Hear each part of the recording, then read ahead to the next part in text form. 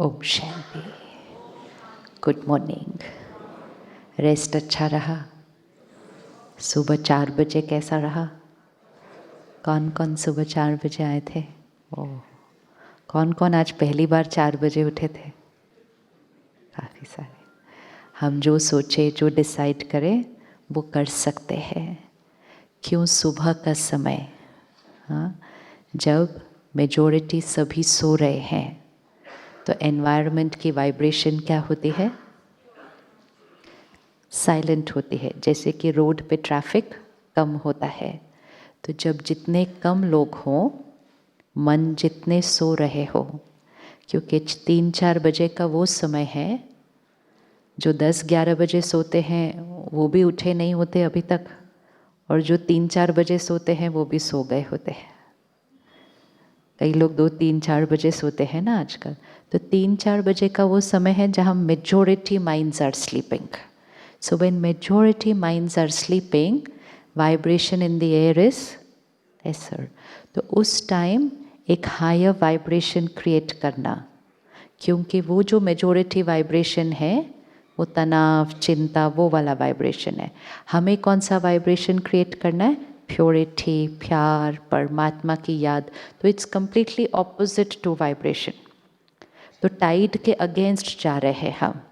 तो इसलिए अगर हम जल्दी उठकर करते हैं, कई बार भाई बहनें कहते हैं 6 बजे क्यों नहीं कर सकते, 7 बजे क्यों नहीं कर सकते? कर तो कभी भी सकते हैं, और करना तो सारा दिन है। ऐसा थोड़ी है सिर्फ कि 4 बजे कर रहे हैं। करना तो सारा दिन ही है, क्योंकि ये वो वाली स्थिति होगी जो अब सारा दिन रहनी है, कभी कभी नहीं। Meditation is not that experiencing peace for some time, but meditation is to prepare your mind to be peaceful throughout the day. तो करना तो सारा दिन है, लेकिन आत्मा को उस फ्रीक्वेंसी पे सेट करने के लिए और वो अभ्यास करने के लिए सुबह का समय इजी, ताकि जो लगता है कि मेडिटेशन में हमारा माइंड कॉन्सेंट्रेट नहीं होता, सुबह का समय कॉन्सेंट्रेशन और हो जाता है। तो जो आज आए वो कल और परसों भी सुबह 4 बजे आएंगे। जो आज नहीं आए किसी कारणवश, वो कल उठने का ज़रूर प्रतिज्ञा करेंगे। Anybody who missed it today? So tomorrow यहाँ से टेस्ट करके जाएंगे, तभी तो जाने के बाद फिर उसको कंटिन्यू कर सकते हैं। जीवन में हम बहुत सारे प्लान्स बनाते हैं कि लाइफ में क्या करना है, बच्चों के लिए क्या करना है, कारोबार में क्या करना है। हम एक स्क्रिप्ट लिखते हैं कि ये होगा, ऐसा होगा। कई बार जैसा हम सोचते हैं वैसा ही जीवन चलती है, लेकिन कई बार जो सोचा ही नहीं होता है वो हो जाता है। कई बार इतना अच्छा सोचा ही नहीं था, लेकिन उससे ज़्यादा अच्छा हो जाता है। और कई बार बहुत अच्छा सोचा था, लेकिन उतना अच्छा होता नहीं है। तो फिर माइंड ये क्वेश्चन करता है कि ये मेरे साथ ऐसा क्यों हो गया। एंड फिर दूसरा माइंड ये क्वेश्चन करता है कि ये मेरे जीवन में जो कुछ होता है ये कौन डिसाइड करता है? कौन डिसाइड करता है? मेरा भाग्य कौन लिखता है? इम्पोर्टेंट ये है, कौन लिखता है वो तो हम देखेंगे ही, लेकिन इम्पोर्टेंट ये है कि जो जीवन में जो भी सीन आए, उस सीन को फेस किसने करना है। क्यों आई, किसकी वजह से आई, वो तो सेकेंडरी, लेकिन अब तो आ गई। तो जो सीन आई है उसको फेस किसने करना है? किसने करना है? हमें करना है। तो इम्पोर्टेंट ये नहीं होता क्यों आई, ये बात क्यों हुई। इम्पोर्टेंट ये है कि अब क्या करना है। इम्पोर्टेंट ये नहीं होता कि किसी से हम जाके पूछें कि मेरे जीवन में अगले 2-3 साल में क्या होने वाला है। जाते हैं ना पूछने के लिए कि मेरे भविष्य में क्या लिखा है। कौन कौन जानना चाहता है कि भविष्य में क्या लिखा है? जानना चाहते हैं अगले साल क्या होने वाला है, उसके बाद क्या होने वाला है। हम जाते हैं पूछने के लिए कि क्या होने वाला है। क्या होने वाला है ये अगर जान भी लिया, कोई आपको बता भी दिया कि ये होने वाला है, लेकिन उसको फेस करने की ताकत तो कोई और नहीं दे सकता ना, कोई और दे सकता है। तो वो फेस करने की ताकत कहाँ से आएगी? वो हमें खुद फेस करना है। उसमें परमात्मा का ज्ञान, परमात्मा से योग, वो शक्ति, वो जो बात आती है, वो बड़ी बात को भी क्या बन जाता है फिर? छोटी बात बन जाती है। कई बार हम कहते हैं इतनी बड़ी बात आई, कोई कहता है नहीं छोटी सी बात थी। तो बात का क्या साइज होता है? बात का क्या साइज होता है? बात बड़ी होती है या छोटी होती है, वो कैसे डिसाइड होता है? कैसे डिसाइड होता है? एक ही घर में एक ही बात आती है, 4 लोग हैं, कोई कहता है इतनी बड़ी बात, कोई कहता है हाँ बात तो है, तीसरा कहते हैं छोटी सी बात है, चौथा कहते हैं कौन सी बात है ये तो एक ही बात में नज़रिया अलग अलग होगा। कोई के लिए वो बहुत बड़ी बात होगी, कोई के लिए वो छोटी सी बात होगी, बेस्ड ऑन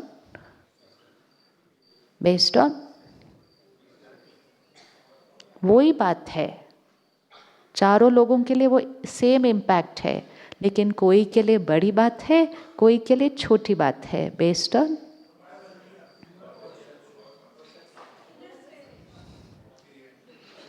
ऑन अभी ये टेबल है, अगर 4 लोगों को ऊपर बुलाएंगे टेबल को उठाओ, तो कोई के लिए वो टेबल बहुत बहुत भारी होगी, कोई के लिए ठीक ठीक होगी, कोई 2 हाथ से उठा सकेगा और कोई तो 1 हाथ से उठा लेगा।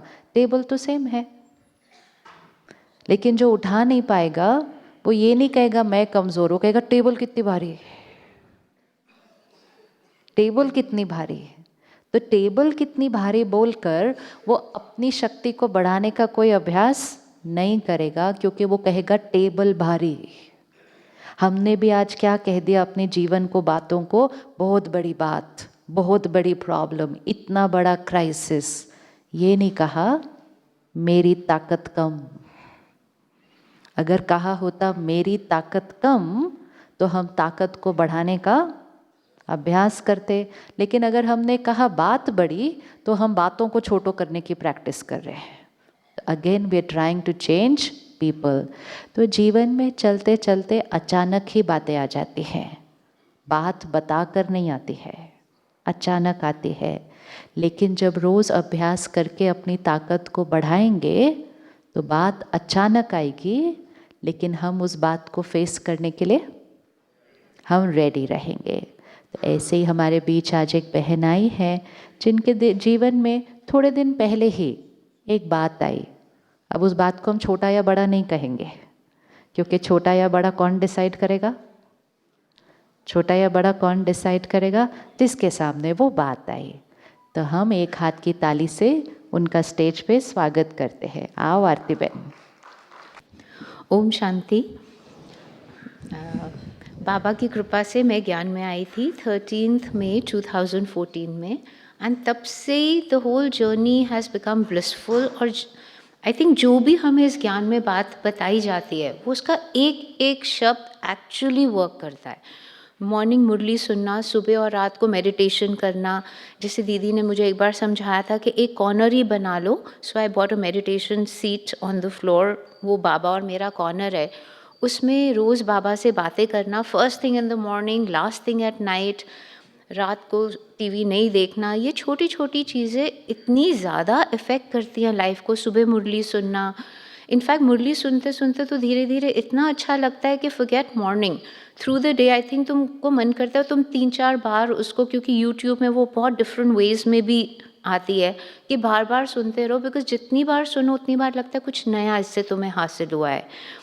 So all these things became a part of my life gradually, and I don't think ये ज्ञान सिर्फ हमें घर में, it helps relationships, it helps family bonding, it even helps me tremendously in my business. We are into a clothing brand, Study by Janak. So मैंने धीरे धीरे देखा मेरे स्थिर और शांत रहने से टीम स्टे शांत। अपार्ट फ्रॉम दैट, बिकॉज ये bespoke है, इसमें कुछ ना कुछ क्लाइंट्स के साथ ऊंच नीच भी होता ही है आउटफिट्स का, बट इफ़ आई एम काम with them, I am dealing with the clients, कोई केस फंसता है तो फटाफट टीम्स मुझे कहती है मैम आप हैंडल करो। वो बात करके हर केस इतनी प्यार से रिजॉल्व होता है that I have a broadcast list जहाँ मैं रोज़ डेली मैसेज फॉरवर्ड करती हूँ। इनफैक्ट वो धीरे धीरे क्लाइंट्स को भी वो चाहिए होता है because they notice a change. So many of them ask me कुछ डिफरेंट है आप में। तो वो जैसी मैं ज्ञान का शेयर करती हूँ तो वो धीरे they want also to have the daily message also because this ज्ञान इज सो ब्यूटिफुल, जिसको छू जाता है उसकी लाइफ टच करता ही करता है। So the incident which just happen with me was 20th October। उस दिन दीदी ही मुरली ले रही थी, दीदी साउथ सिटी सेंटर में। एंड मेरे लिए Murli is a very very important and integral part. Miss करना is like I just don't like it. So then because my son is on the first floor, we are on the second, so Rajat and Sadhna are friends. He is the CEO of Max. They come to pick me up and we always go together. So मैं जैसे ही नीचे उतरी मैंने देखा कि मेरे बेटे की गाड़ी खड़ी नहीं है बाहर, and I was like this, so I call the his number. किसी ने फ़ोन उठाया और उन्होंने बोला मुझे कि इसका ये फ़ोन हमारे पास मैक्स में पड़ा है और कह के बंद कर दिया। सो एक तरफ माई खिंचाव of Murlis to this thing, so I just told my husband, I didn't take it seriously, I thought कोई छोटी सी बात हुई होगी जिसके कारण वो और या उसके दोस्त कोई मैक्स में होंगे। I told my husband, he says ठीक है मैं मैक्स जाकर उसको लेकर आता हूँ, and I left for the Murli. एंड उसी दिन जो दीदी ने मुरली ली थी उसमें था कि हम कैसे ज्ञान धीरे धीरे लेते हुए स्थिर रह सकते हैं, and how we should, true test of ज्ञान विल बी अगर हम निंदा स्तुति धर्म कर्म हर एक ऑपोजिट्स में भी हम स्थिर रहें। उसी में से दीदी ने बोला था न्यारा एंड प्यारा। न्यारा इज़ डिटैचमेंट, प्यारा इज़ जब तुम किसी का पेन को अब्जॉर्व किए बगैर, if you can still be stable, you'll be of a much more help to that person. So detachment is the key of Gyan. So I was just pondering and I was telling my friend that सब कुछ में आपको निंदा स्तुति कुछ affect नहीं करता, कोई ऊंचा भी बोले अब अफेक्ट नहीं करता, but my attachment for my son is so much that सिर्फ ये न्यारा और प्यारा मुझे सीखना है।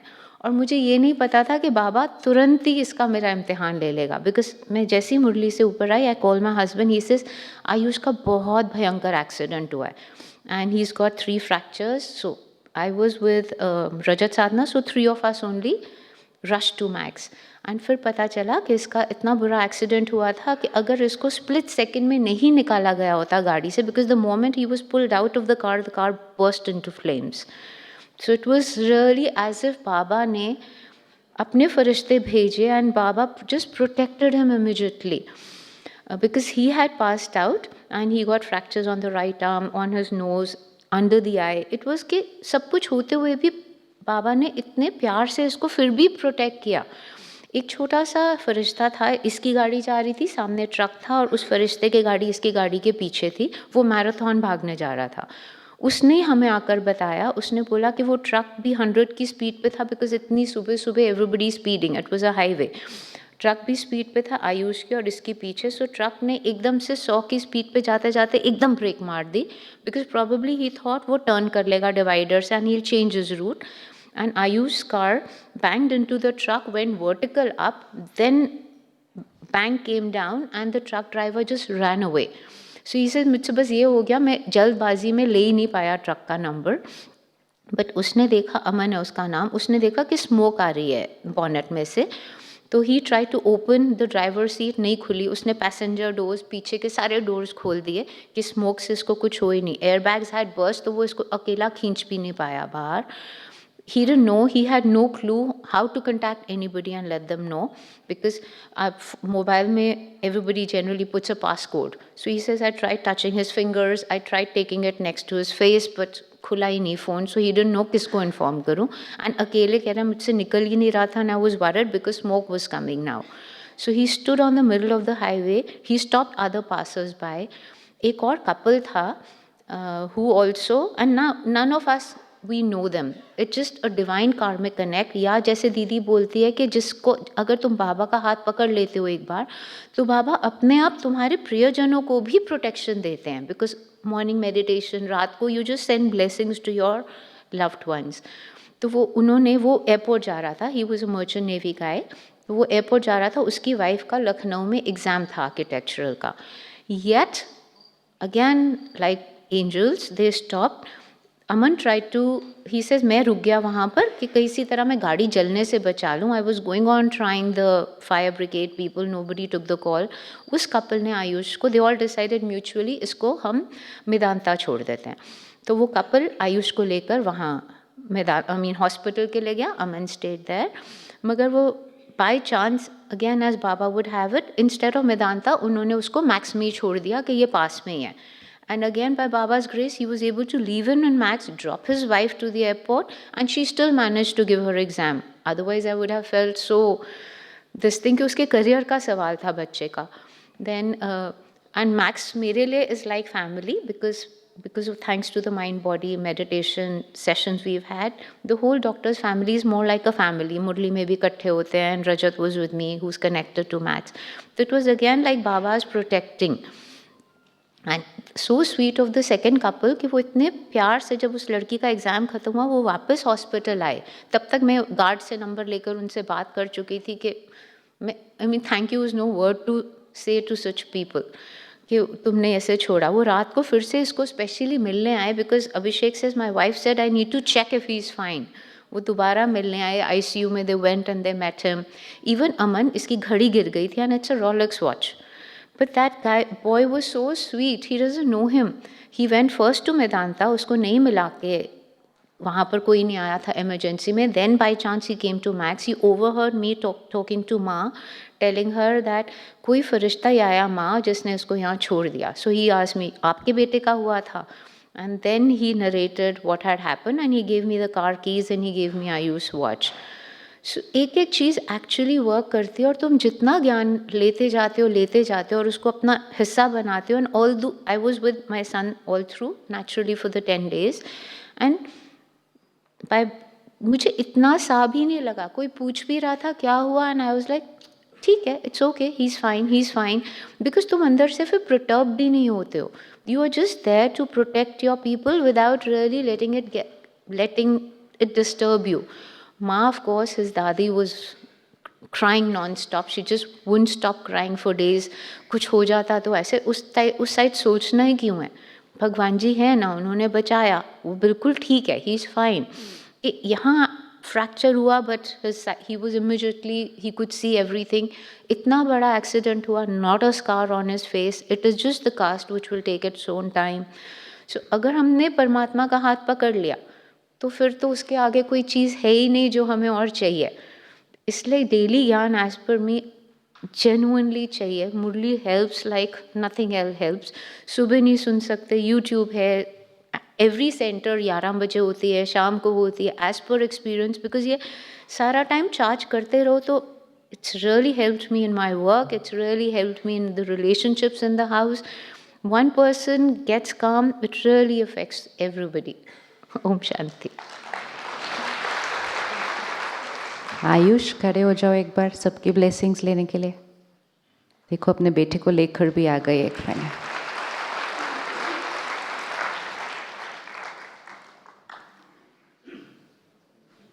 बातें आती हैं, मदद करने वाले भी मिल जाते हैं, लेकिन इम्पोर्टेंट ये होता है उस बात के दौरान हमारे मन की स्थिति. कोई भी अपने जीवन में देखो, बात आती है, मेजॉरिटी बातें ठीक भी हो जाती हैं, बीच में एक टाइम गैप आता है, राइट. एक गैप आता है, कुछ दिन, कुछ महीने, कभी कभी कुछ साल. उस समय हमारे मन की स्थिति कैसी थी. अगर स्थिति डिस्टर्ब हुई, बहुत ज़्यादा दर्द हुआ, तकलीफ हुई, तो आत्मा की शक्ति क्या है. आत्मा की शक्ति क्या है, कम है. तो ये इसलिए जब हम रोज़ अपने आप को चार्ज करेंगे तो आत्मा पावरफुल, बात छोटी. अगर हम नहीं करेंगे तो बात बड़ी, हम कमज़ोर. प्रपोर्शन है. जब कमज़ोर होते हैं तो जीवन की छोटी सी बात को भी बैठ देते हैं, चिंता करते हैं कि बहुत बड़ी बात आई थी. तो always we have to check, it is not about the situation, it's about my power. और जब ये बात हुई और जब हम हॉस्पिटल में भी गए तो सब लोग यही बोल रहे थे, जो वहाँ के डॉक्टर्स, वहाँ के स्टाफ, कहते हैं आपने उसकी मम्मी को देखा, आपने उसकी मम्मी को देखा? कहा हाँ हम तो जानते हैं उनको, वो देखो उसके तो चेहरे पे कुछ नहीं है, इतनी बड़ी बात हो गई है, 1 मिनट के अंदर गाड़ी जल के पूरी ख़त्म हो गई, उसका चेहरा वैसा ही है जैसे कि कुछ हुआ ही नहीं है। This is power. और ये पावर हमें अपने अंदर भरनी है। क्यों भरनी है? क्योंकि जब हम इस स्थिति में होते हैं तो हमारी सारी पावर किसको मिलने वाली है? किसको मिलेगी? बच्चा हिला, पेरेंट स्टेबल रहा, तो सारी पावर किसको मिलेगी? वो बच्चों को मिलेगी। We need to remember, family के जीवन में ऊपर नीचे बातें आ सकती हैं। फैमिली को उस टाइम ना एडवाइस चाहिए होती है, ना चिंता चाहिए होती है, ना दुख चाहिए होता है, ना डर चाहिए होता है, ना रोना चाहिए होता है। उस फैमिली मेंबर को उस टाइम किस चीज़ की ज़रूरत है? पावर। इसलिए हर घर में एक पावरफुल बैटरी चाहिए, हर घर में एक चाहिए, जो सबको, जिसको पावर चाहिए उसको वो दे दे। So we are here because we are going to be that one. जब भी जीवन में कोई बात आती है तो मन पहले ये क्वेश्चन करता है, मेरे साथ ऐसा क्यों हुआ? और हम ढूंढते हैं किस पर कारण रखें, इसकी वजह से, इसकी वजह से, इसकी वजह से। और जब कोई इधर उंगली नहीं रख पाते तो फिर किसके ऊपर उंगली रख देते हैं? क्योंकि आसपास के लोग भी आके कहते हैं ईश्वर की मर्जी। और कई बार तो ये भी कहते हैं आप बहुत पावरफुल हो ना, इसलिए ज़्यादा बड़ा टेस्ट भगवान आपको देता है। तो फिर पावरफुल होना तो एक्चुअली क्या हो जाता है? ये तो बड़ी प्रॉब्लम है, पावरफुल हो तो ज़्यादा बड़े टेस्ट मिलते हैं। तो हमें ठीक करने के लिए लोग अलग अलग राय देते रहते हैं, लेकिन हमें सोचना है कि हमारे जीवन में जो भी बातें आती हैं, अच्छी वाली, कभी कभी नॉट अच्छी वाली, क्या वो परमात्मा डिसाइड करता होगा? आज दुनिया में इतना कुछ हो रहा है, इतना कुछ हो रहा है, किसी के एक सीन में जीवन बदल जाता है। एक भूकंप आता है, एक बाढ़ आती है, शहर का शहर उड़ जाता है। ये ऊपर से डिसाइड हो रहा है? क्या लगता है?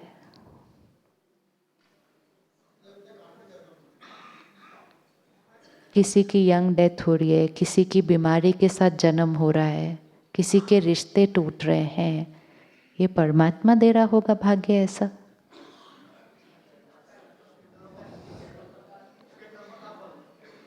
अगर परमात्मा हमारा भाग्य लिखता तो हम सबका भाग्य कैसा होता?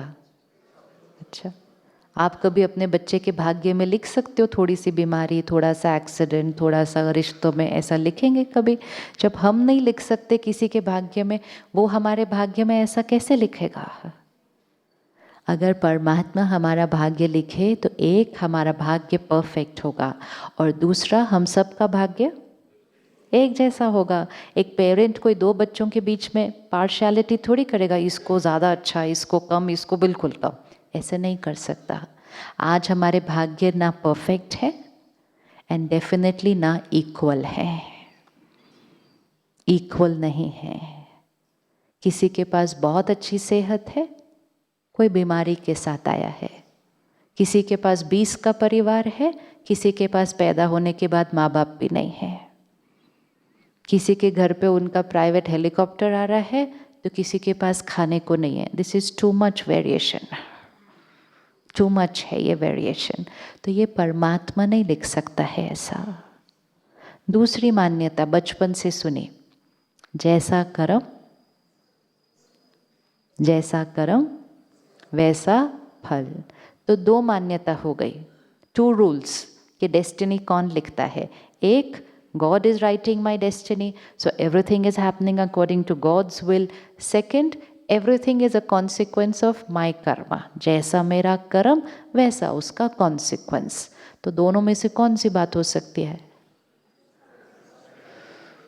कर्म हमारे बहुत अच्छे हैं और इसीलिए हमारे जीवन में बहुत कुछ बहुत बहुत अच्छा है। कुछ कुछ छोटी छोटी चीज़ें हम कर देते हैं या करके आए हैं, तो जीवन में कुछ कुछ छोटी छोटी बातें आ जाती हैं। इसलिए हमारा भाग्य परफेक्ट नहीं है। कर्म हमारे सबके अलग अलग हैं, तो भाग्य भी सबका अलग अलग होगा। अगर परमात्मा सबका भाग्य लिखता तो सबका परफेक्ट, लेकिन हमारे कर्म हमारा भाग्य लिखेंगे तो हम सबका भाग्य एक जैसा नहीं हो सकता और परफेक्ट भी एक जैसा नहीं हो सकता। तो दोनों में से कौन सी बात होगी? भाग्य कौन लिख रहा है हमारा? पक्का? पक्का? तो नेक्स्ट टाइम मन कहेगा मेरे साथ ऐसा क्यों, तो उंगली कहाँ डालनी है? हाँ, उधर नहीं करना है। उसने नहीं लिखा कुछ भी। किसने लिखा ये? कहाँ रखनी है उंगली? रख लो रख लो। किसने लिखा? हाँ, विच इज़ ओके। हम बहुत सारी अच्छी चीज़ें लिख कर रहे हैं अपने, तो किसने लिखा? हमने लिखा। इसमें कुछ चेंज करना है तो किसके पास जाना है? जो मेरे भाग्य में आया है, मुझे कुछ चेंज करना है उसमें, तो किसके पास जाना है?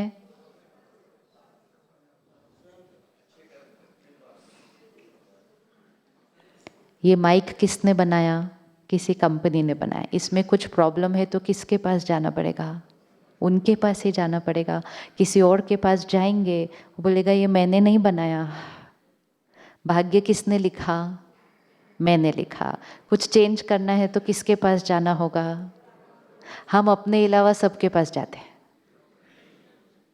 आप इसमें कुछ ठीक कर दो, आप इसमें कुछ ठीक कर दो, आप बताइए ना कुछ कर दो जिससे ये बात नहीं आए। उन्होंने नहीं लिखा था हमारा भाग्य। कोई हमें राय दे सकता है, लेकिन भाग्य किसको चेंज करना है अपना? अपने आप को डिसएम्पावर नहीं करना है ये सोच के भगवान ने भाग्य लिखा, मेरी किस्मत ही खराब है, पता नहीं क्या भाग्य लिखा। भाग्य को ही कोसते रहते हैं या भगवान को कोसते हैं, और ज़्यादा कुछ हो गया तो भगवान से ही नाराज़ होकर उससे ही कनेक्शन तोड़ देते हैं। मुझे ऐसा भगवान ही नहीं चाहिए जिसने मेरी लाइफ में इतनी प्रॉब्लम्स लिखी। फिर यहाँ किसी को ढूंढते हैं। कोई हमें कहता है अपना नाम चेंज कर लो, कोई कहता है घर चेंज कर लो, कोई कहता है रंग चेंज कर लो। हम सब कुछ चेंज करने के लिए रेडी होते हैं, एक किसको छोड़कर? चेंज हम बहुत कुछ करते हैं। अगर आप देखो, हम ऑफिस चेंज करते हैं, जॉब चेंज करते हैं, आजकल कभी कभी स्पाउस चेंज करते हैं। सब चेंज करने के लिए रेडी है, सिर्फ एक पर नहीं आ रही उंगली कि आई हैव टू चेंज। कितने जॉब बदलेंगे, कितने स्पाउस बदलेंगे, कितने घर बदलेंगे, कितने ऑफिस बदलेंगे, कितने नाम बदलेंगे? एक सोचने का नजरिया बदल ले, कर्म बदल ले, भाग्य बदल जाएगा। जो हमारी जन्म पत्री है वो पहले दिन बन जाती है, और बहुत सारी चीज़ें उसमें लिखी हुई होती हैं। वो किस आधार पर लिखी हुई हैं? कल हमने देखा कि आत्मा अपने साथ क्या लेकर आ रही है? अपने कर्म और अपने संस्कार। तो जो पहले दिन बच्चा पैदा हुआ उसकी जन्म पत्री रेडी हो गई।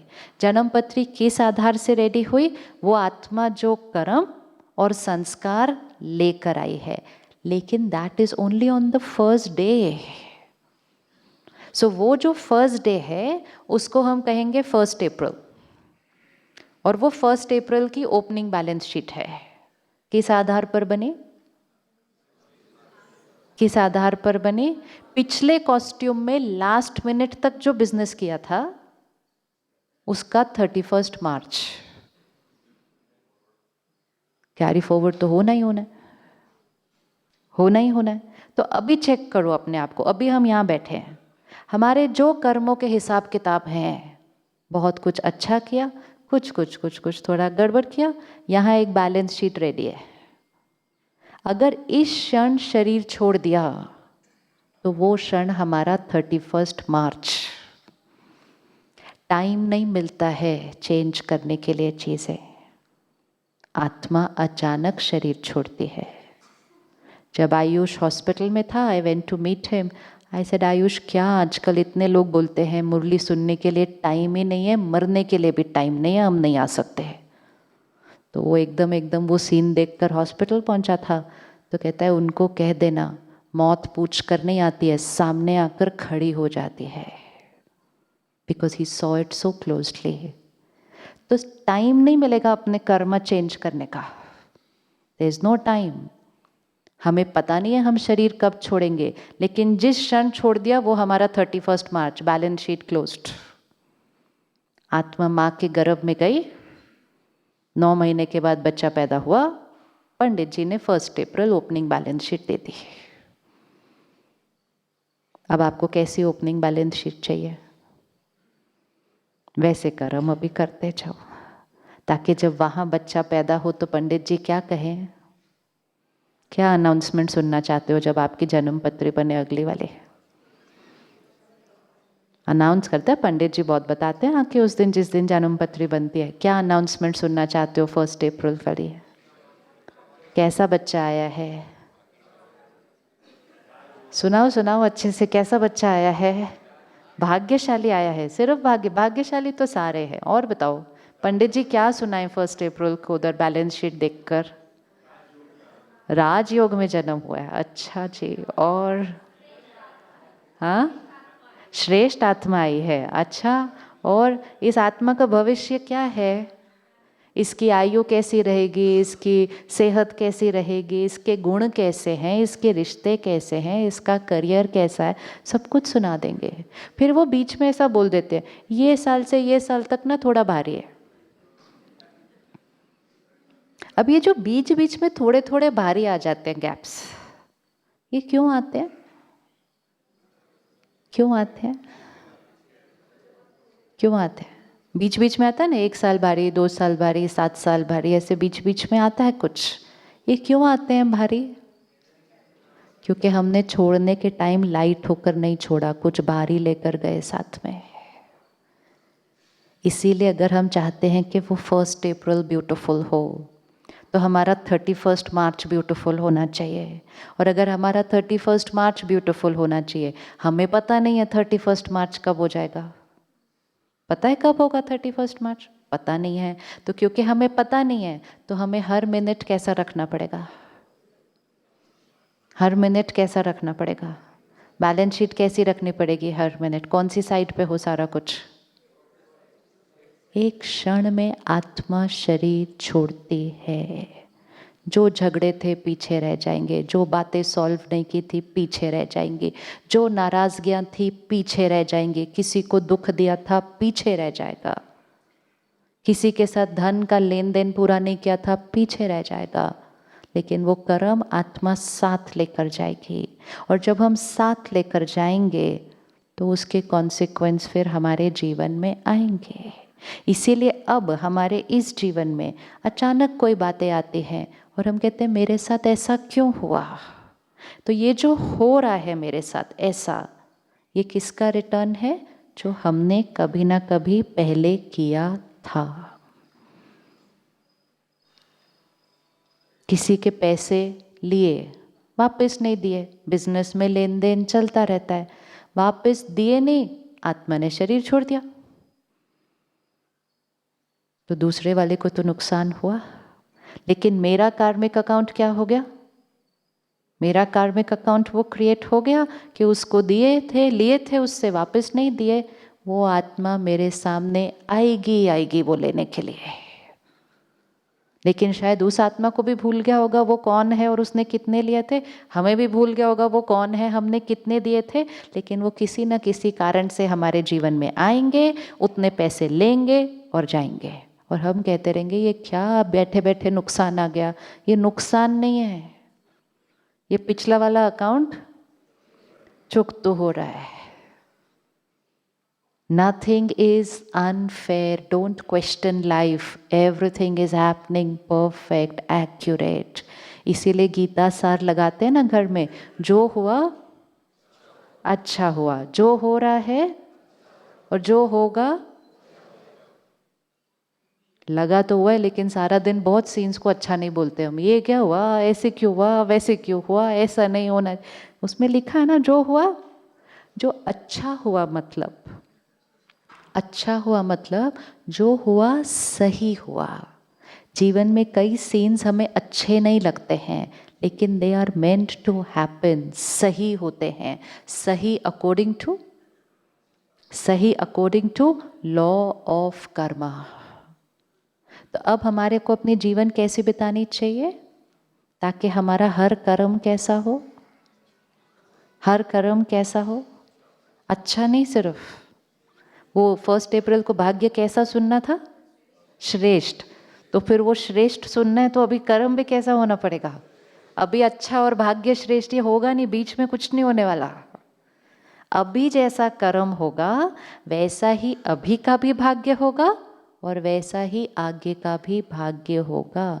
जब हम कहते हैं ना एवरीथिंग इज प्री डेस्टिन्ड, कहते हैं ना everything is pre destined, pre destined by who, pre destined by who, pre destined by us. तो प्री डेस्टिन्ड मतलब प्रीवियसली रिटन डेस्टिनी, पहले से लिखा गया भाग्य, लेकिन वो पहले से वो भाग्य किसने लिखा, हमने लिखा।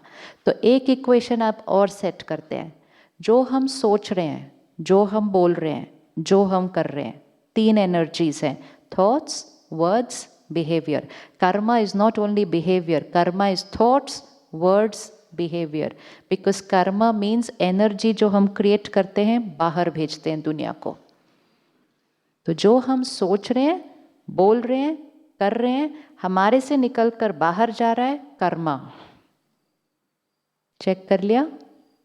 अब हमारे साथ जो हो रहा है जीवन में, हमारी जो बातें आ रही हैं, मतलब एनर्जी जो इस डायरेक्शन में आ रही है, वो है हमारा, वो है हमारा। हमारे से जो एनर्जी बाहर जा रही है, कर्मा। हमारी तरफ जो एनर्जी आ रही है, वो है हमारा, this is Karma and this is destiny. तो जब भी जीवन में कोई बात आए, मेरे साथ ऐसा क्यों हुआ, जब भी जीवन में कोई बात आए तो इक्वेशन क्लियर होनी है। वो आ रहा है जो, वो कभी ना कभी गया था। कब गया था याद नहीं, लेकिन जब तक कोई चीज़ ऐसे जाएगी नहीं तब तक वो चीज़ ऐसे आएगी नहीं। इक्वेशन क्लियर होनी चाहिए। यहाँ से हम बॉल लेंगे, सामने फेंकेंगे, दीवार पे लगेगी, वापस आएगी, right? Hit it from here, it will come back. अब मैंने अभी फेंक दी, वो 10 साल बाद वापस आई, तो 10 साल बाद मुझे तो भूल गया मैंने फेंकी थी। मुझे सिर्फ क्या दिख रहा है, मुझे सिर्फ क्या, वो ऐसा क्यों कर रहे हैं, वो ऐसा क्यों कर रहे हैं, ऐसा क्यों हो रहा है, मेरे बिजनेस में ऐसा क्यों हो रहा है, मुझे सिर्फ वो वापस आती हुई एनर्जी दिख रही है। एंड तब मन परेशान होता है, उसको क्वेश्चन करता है, औरों के पास जाता है, ये बॉल को रोक दो, इसको ठीक कर दो। Nobody can do anything to it. There's only one person responsible and one person who has power. ये बॉल वापस क्यों आ रही है, चलिए आंसर देते जाएं। ये बॉल वापस क्यों आ रही है, क्योंकि मैंने कभी पहले फेंकी थी, फुल स्टॉप, एक लाइन के अंदर, ताकि एनर्जी और वेस्ट करनी नहीं क्वेश्चन करके। एनर्जी सारी कहाँ फोकस करनी है, एनर्जी सारी कहाँ फोकस करनी है। ये जो बात आ रही है ये रिटर्न ऑफ पास्ट कर्मा है। अब किस पे फोकस करना है, अब कैसे रिस्पॉन्ड करना है, अब कैसे रिस्पॉन्ड करना है। कौन ज्यादा पावरफुल, पास्ट या प्रेजेंट, पास्ट या प्रेजेंट, प्रेजेंट। तो पास्ट कितना भी लो वाइब्रेशन का हो, हमें फोकस किस पे करना है, प्रेजेंट। लेकिन जब हम पास्ट जो वापस आ रहा है उसको देखकर दुखी हो जाते हैं, चिंता करते हैं, डरते हैं, नाराज होते हैं, ब्लेम करते हैं, तो हमारा प्रेजेंट भी क्या हो जाता है, नीचे। ये ध्यान रखना है कि पास्ट वाली सिचुएशन अगर डिफ़िकल्ट है, लो वाइब्रेशन की है, तो ज़रूरत क्या है उस टाइम कि प्रेजेंट कैसा होना चाहिए, हाई। लेकिन अगर पास्ट भी नीचे, प्रेजेंट भी नीचे, तो फिर प्रेजेंट भी गया और फ्यूचर भी गया। पास्ट लो था, सपोज पास्ट की जो सीन थी जो आ रही है 10% फ्रीक्वेंसी पे है, और अगर मैंने प्रेजेंट में भी 20 की फ्रीक्वेंसी क्रिएट कर दी तो मेरा फ्यूचर भी है। लेकिन प्रेजेंट अगर हमने हाई कर दिया तो पास्ट का इफेक्ट पास्ट का इफेक्ट। इसीलिए पास्ट का वो जो 10 है वो पूरी फैमिली के सामने सेम आता है। अब प्रेजेंट में कोई 20 पे खड़ा है, कोई 80 पे खड़ा है, कोई 100 पे खड़ा है। जो 20 पे खड़ा होगा उसको वो बात की बहुत सफरिंग होगी, जो 80 पे खड़ा होगा वो बोलेगा ठीक ठाक है, जो 100 पे होगा उसको कुछ लगेगा नहीं। तो भोगना, उस बात की भोगना। इसलिए जब आपको पंडित जी कहते हैं आपके ये साल बहुत भारी हैं, उस शब्द को लिटरली नहीं लेना चाहिए। It is like somebody saying ये टेबल बहुत भारी है।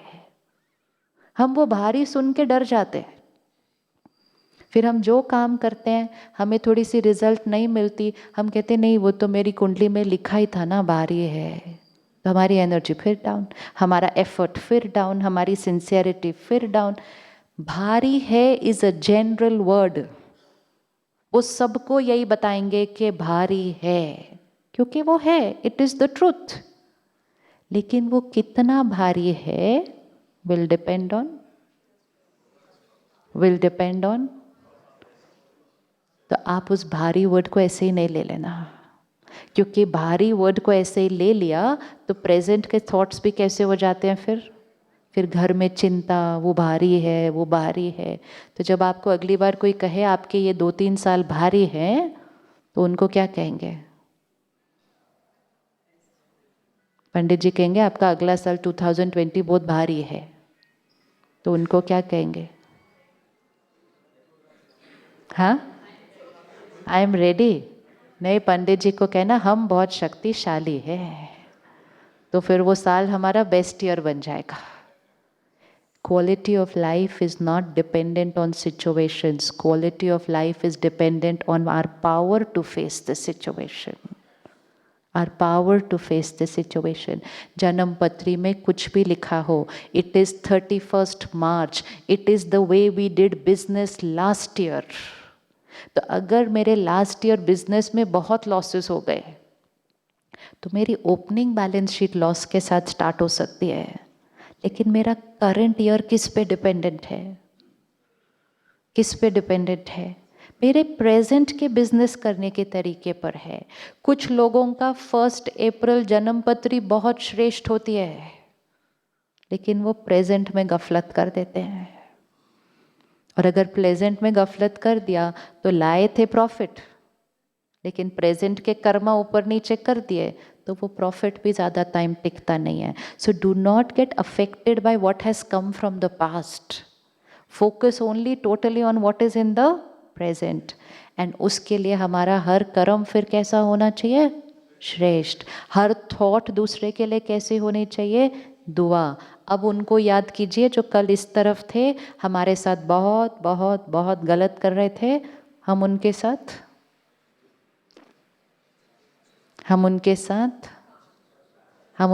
अच्छा कर सकते, हम उनको दुआ दे सकते। अभी भी इतना ठंडा बोलेंगे? हाँ, क्यों देना है? उनका कर्म किसकी जन्म पत्री लिखेगा? उनकी लिखेगा। एवरी टाइम रिमाइंड योरसेल्फ, उनका कर्म उनका भाग्य, मेरा कर्म मेरा भाग्य। किसी और के कर्म को देखकर अपना कर्म नहीं बिगाड़ देना।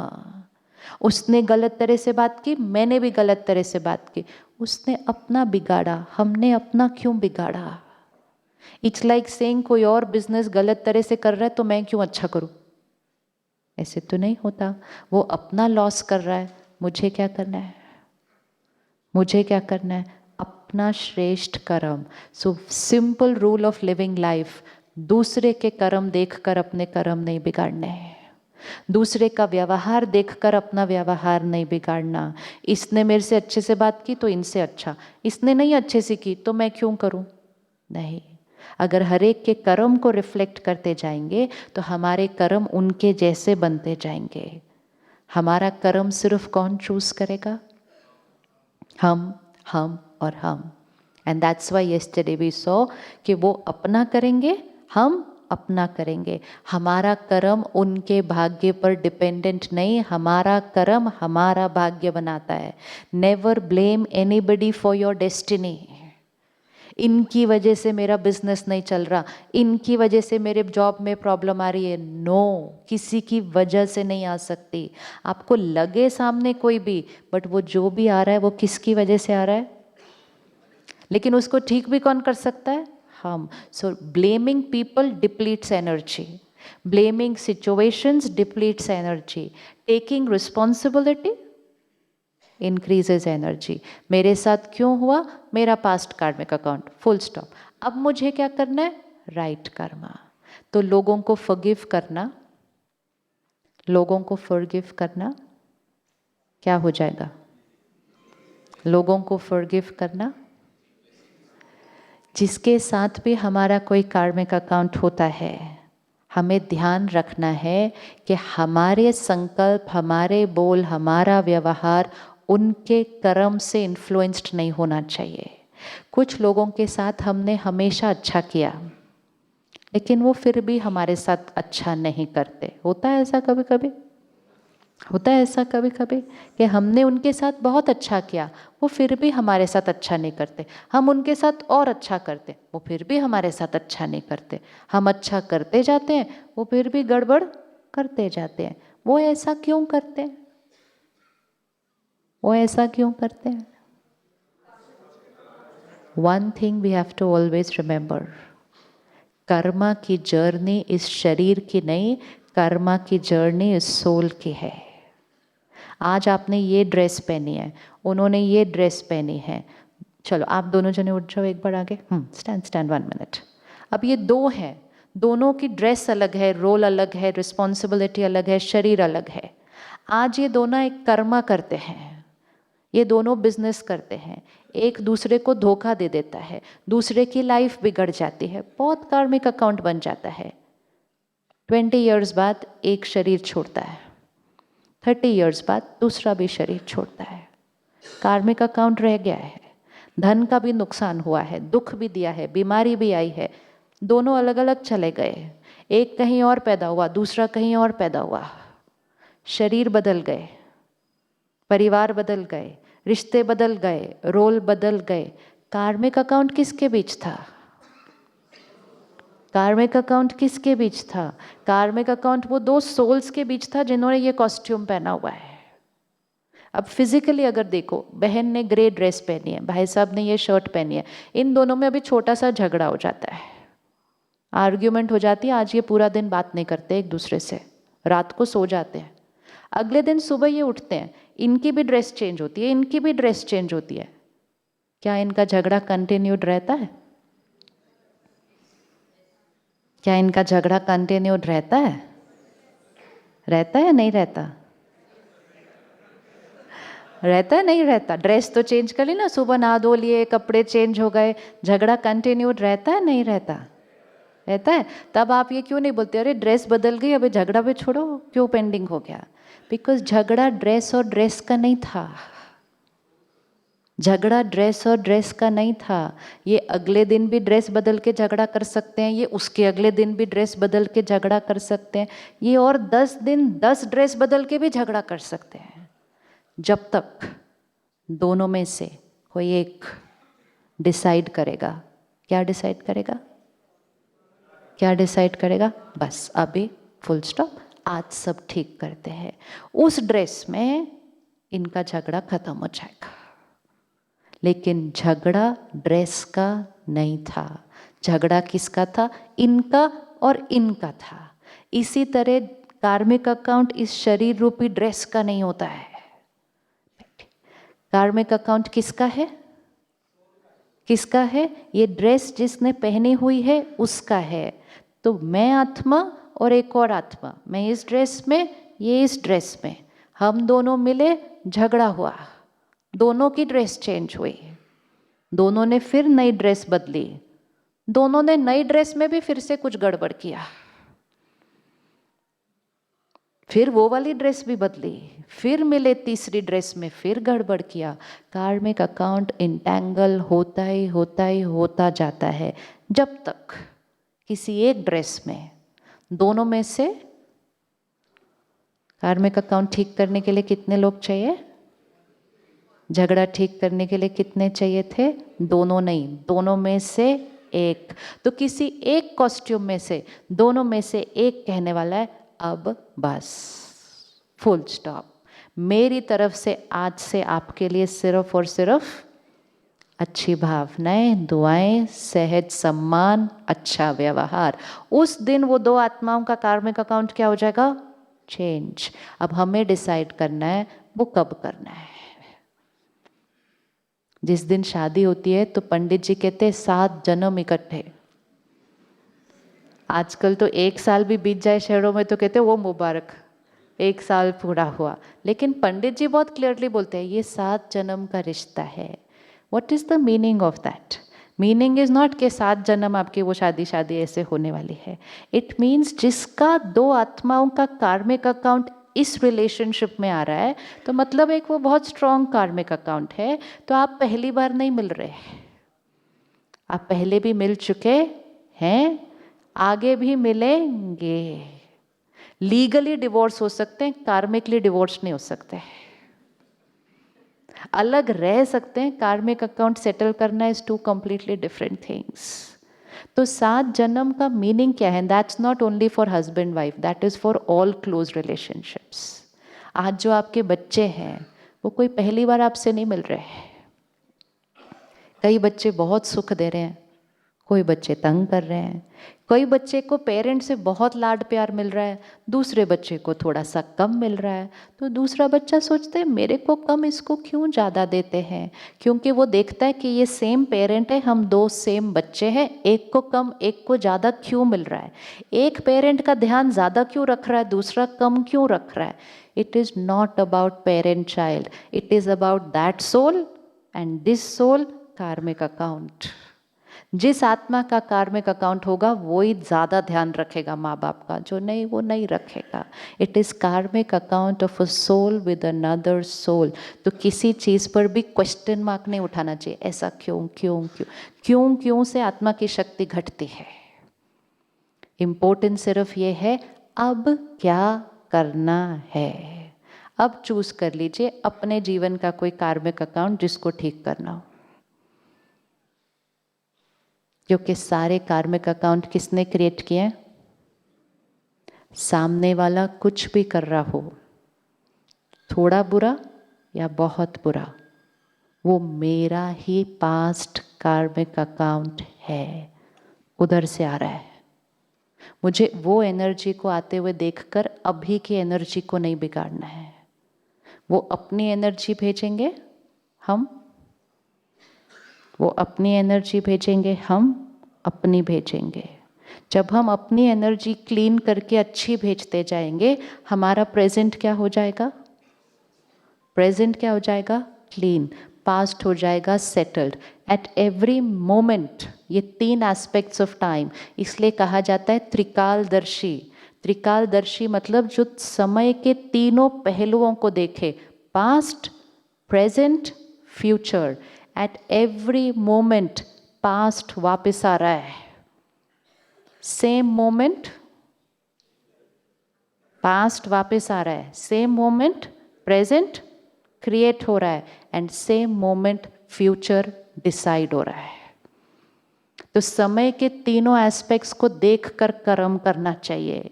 ये मेरा पास्ट वापस आ रहा है, ये मेरा प्रेजेंट क्रिएट हो रहा है, ये मेरा फ्यूचर डिसाइड हो रहा है। जो उतना त्रिकालदर्शी होकर रहेगा उसका हर कर्म कैसा हो जाएगा? हर कर्म कैसा हो जाएगा? श्रेष्ठ। अगर हर कर्म श्रेष्ठ हुआ, पास्ट की कोई भी बात बड़ी लगेगी नहीं, प्रेजेंट हो जाएगा क्लीन, फ्यूचर हो जाएगा सिक्योर, भविष्य की चिंता नहीं। आजकल लोग बोलते fear of future. Fear of future क्या करेंगे? फ्यूचर किसने बनाना है? हमने बनाना है। कर्म श्रेष्ठ करो, फ्यूचर से निश्चिंत। जिसका कर्म श्रेष्ठ है उसका फ्यूचर कैसा होगा? फ्यूचर कैसा होगा? श्रेष्ठ। अब 2 बैलेंस शीट आपके जीवन में, अब 2 बैलेंस शीट है, एक आपके बिजनेस की बैलेंस शीट, एक आपके कर्मों की बैलेंस शीट, राइट? ज़्यादा इंपॉर्टेंट कौन सी बैलेंस शीट? ज़्यादा इम्पोर्टेंट कौन सी बैलेंस शीट? क्यों? क्यों? ये तो प्रॉफिट ज़्यादा इम्पोर्टेंट नहीं है जो इधर होना है बिजनेस में? हाँ, वेरी इम्पोर्टेंट। ये रोज अपने आप को याद दिलाना है। इक्वेशन क्लियर, जो हम कमाएंगे वो यहीं रह जाएगा, जिस तरह हम कमाएंगे वो कर्म हमारे साथ जाएगा। तो ज़्यादा इम्पोर्टेंट क्या? जो हम कमाएंगे वो तो बच्चों को दे जाएंगे, वो उनका कर्म, जो उनको वो सब मिल जाएगा। लेकिन जिस तरह हम कमाएंगे, जिस तरह हम बिजनेस करेंगे, कितना क्लीन और एथिकल करेंगे या कुछ मिलावट के साथ करेंगे, वो कर्म हमारे साथ जाएगा। अपने बच्चों को ज़्यादा देने के लिए अपने कार्मिक अकाउंट में गफलत करना नहीं। वो आएंगे नहीं उसका हिस्सा लेने के लिए, वो नहीं आएंगे। उनको वो धन मिलेगा, हमें वो भाग्य मिलेगा हमने कैसे कमाया। और कई बार तो आजकल कमा कमा के एंड में जब देने का समय आता है तो वो बच्चे कुछ कुछ ऐसा व्यवहार कर रहे हैं कि पेरेंट्स का देने का भी मन नहीं कर रहा। कहते इनके लिए मैंने इतना किया, ये तो ध्यान भी नहीं देते। अब फ्यूटिलिटी, अपना भाग्य बिगाड़ने की फ्यूटिलिटी दिखती है उस टाइम।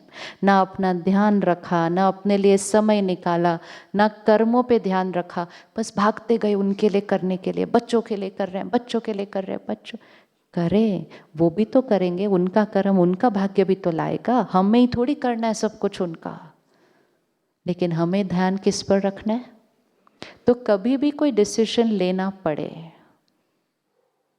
जिसमें प्रॉफिट लॉस बाहर और प्रॉफिट लॉस अंदर दोनों चल रहा है, तो डिसीजन लेते समय बहुत क्लियर होना चाहिए कि यहाँ लॉस हो जाए तो भले हो जाए थोड़ा सा, यहाँ लॉस नहीं होना चाहिए। यहाँ का लॉस हम ठीक कर लेंगे, यहाँ का लॉस लंबा चलता है। बिजनेस में थोड़ा बहुत तो करना ही पड़ता है, ऐसा बोलते हैं, बोलते हैं ना ऐसा। बिजनेस है तो थोड़ा बहुत तो करना ही पड़ता है। अगर ऐसा बोलेंगे तो फिर ये भी लाइन साथ में लिख देना, भाग्य आएगा तो थोड़ा बहुत तो आएगा ही साथ में। फिर क्वेश्चन नहीं का, अभी वो कितना थोड़ा बहुत करना है वो खुद ही फिर डिसाइड करना, जितना थोड़ा बहुत फेस करने के लिए रेडी है। बिजनेस करें, बहुत भागें, लेकिन highest standards of transparency, integrity, ethical business करें, चाहे कोई ना कर रहा हो आपके पास, क्योंकि वो जो करेंगे वो उनके घर आएगा। हमें वो करना है जो हमारे घर भाग्य लेकर आना है। तो बिजनेस करें, लेकिन एथिक्स, और वो भी वो एथिक्स नहीं जो दुनिया बताएगी, क्योंकि वो आपको कलयुग के एथिकल सिस्टम्स बताएंगे। कहेंगे उसने ऐसा नहीं किया ना तो आपको क्यों वापस करना है। नहीं कोई बात नहीं, कॉन्ट्रैक्ट में लिखा था ऐसा। बोलेंगे नहीं, डील नहीं हुई ना, पैसा वापस। कहेंगे नहीं, कॉन्ट्रैक्ट में लिखा था, 1 साल में नहीं किया तो नहीं हुआ ही नहीं डील, तो क्यों रखना किसी का पैसा, वापस करो। एथिकल स्टैंडर्ड खुद बनाने पड़ेंगे। किसी ने एडवांस दिया था, प्रोजेक्ट नहीं हुआ, कॉन्ट्रैक्ट में लिखा था, तो बिजनेस कलयुग के एथिक्स के हिसाब से पैसे वापस देने की ज़रूरत नहीं है। लेकिन अपने एथिक्स के हिसाब से प्रोजेक्ट नहीं हुआ, क्यों रखना है किसी का एडवांस। लो भाई साहब, अगली बार फिर मिलेंगे तब करेंगे काम। अपने एथिक्स, अपने स्टैंडर्ड्स खुद रखने हैं, दुनिया की नहीं। क्योंकि जब आप वो करेंगे आपको यहाँ से बहुत लाइट फील होने वाला है, क्योंकि सामने से आपको क्या मिलने वाला है, सामने से क्या मिलने वाला है। ये वाला बिजनेस, इसके लिए मेहनत करके धन कमाना पड़ता है, और ये वाला बिजनेस, इसके लिए थोड़ी सी मेहनत करके क्या कमाना पड़ता है, दुआएं कमानी पड़ती है।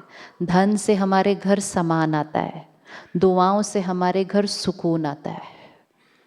अब हमें चेक करना है मेरे घर सामान कितना है और सुकून कितना है। धन से हमारे घर ट्रीटमेंट आ सकती है, दुआओं से हमारे घर सेहत आती है। धन से हमारे घर बड़े बड़े हो जाते हैं, दुआओं से हमारे घर के रिश्ते स्ट्रांग हो जाते हैं। So we need to earn both, we can not earn only one. We need to earn both. जब धन कमा रहे हैं, क्यों बिजनेस इतना बड़ा इंटेग्रल पार्ट है हमारी डेस्टिनी का? क्योंकि धन वो पहली एनर्जी होती है जो घर आती है। जितना धन में कुछ गफलत होती जाएगी, घर की बाकी सारी डेस्टिनी अफेक्ट हो जाएगी उससे। एंड गफलत डज नॉट मीन कि कुछ रॉन्ग कर रहे हैं। गफलत इवन मीन्स धन कमाने के प्रोसेस में हम 4 लोगों को डांट देते हैं दिन के अंदर। वो हमारे साथ काम कर रहे हैं, वो हमारे लिए काम कर रहे हैं, उनके काम करने से हमारे घर धन आता है। अगर हमने उनको डांट दिया, हमने उनसे रूडली बात कर ली, हमने उनको चिल्ला दिया, वो दर्द में गए, उस दिन हमारे घर जो धन आया उसमें कौन सी एनर्जी लगी होगी? कौन सी एनर्जी लगी होगी? उसमें उनके दर्द की एनर्जी लगी होगी, दुआओं की एनर्जी नहीं लगी होगी। सो वर्क करना है, वर्क करवाना है, लेकिन it has to come with the energy of blessings. It has to come with the energy of blessings. जिनके साथ हम काम कर रहे हैं, जिनके लिए हम काम कर रहे हैं, संतुष्टता होनी चाहिए, प्योरिटी होनी चाहिए, ऑनेस्टी होनी चाहिए। किसी से कोई गलती हो गई, समझाना चाहिए, अपमान नहीं करना चाहिए। 2 बातों में बहुत फ़र्क है। डिसिप्लिन करना चाहिए, रूड नहीं होना चाहिए। 2 बातों में बहुत फ़र्क है। शिक्षा देनी चाहिए, ह्यूमिलिएट नहीं करना चाहिए। एनर्जी अर्न कर रहे हैं, घर में जो धन आए उसमें किसी का दर्द लगा हुआ नहीं होना चाहिए। वो धन पूरे परिवार को संभालने वाला है। धन संभालने वाला है ना सबको, तो उस धन में सबकी क्या होनी चाहिए? दुआएं होनी चाहिए। इसीलिए धन को लक्ष्मी कहा जाता है, विच मीन्स डिविनिटी। देवी का दर्जा दिया ना, तो वो देवी का दर्जा तब मिलेगा जब वो धन प्योर होगा, not just currency, energy with which we earn. तो जहाँ हम काम कर रहे हैं, अगर हम जॉब कर रहे हैं, उस जॉब के प्रति भी हमारी एनर्जी कैसी होनी चाहिए? आजकल लोग ऑफिस में काम कर रहे हैं, उस कंपनी के भी अगेंस्ट बोल रहे हैं, उस कंपनी के मालिक के भी अगेंस्ट बोल रहे हैं, वहाँ जिनके साथ काम कर रहे हैं उनके भी अगेंस्ट बोल रहे हैं, लेकिन कहते क्या करें, मजबूरी है, काम करना पड़ता है। लेकिन वहाँ की जगह के लिए, जहाँ से हमारे यहाँ धन आता है घर के लिए, उस जगह के प्रति, वहाँ के लोगों के प्रति हमारा नज़रिया कैसा होना चाहिए? कितनी दुआएं और कितना शुक्रिया। लेकिन ग्रेटफुल भी नहीं और निंदा भी की, गलत भी फैलाया, तो धन आएगा लेकिन बहुत प्योर एनर्जी से नहीं आएगा। धन जो आता है उससे हम अपने घर का अन्न खरीदते हैं। अन्न का असर हमारे मन पर पड़ता है और मन से हमारा तन बनता है। ये 4 एनर्जीज हैं भाग्य के लिए। धन से खरीदा अन्न, जैसा अन्न वैसा मन, और मन का असर सीधा किस पर पड़ता है? तन। आज मेजॉरिटी बीमारी क्या है? Psychosomatic, lifestyle disease. जब धन इम्प्योर हुआ, अन्न की ताकत खत्म हुई, मन की शक्ति खत्म हुई, तन बीमार होने लग गए। आज ये वो कम्युनिटी है जो धन को अगर प्योरीफाई कर दे, बाकी चारों चीजें ठीक हो जाएंगी। तो बिजनेस में थोड़ा बहुत, बिजनेस में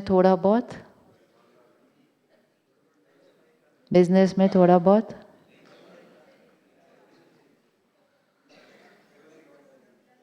दूसरे क्या कर रहे हैं वो नहीं देखना।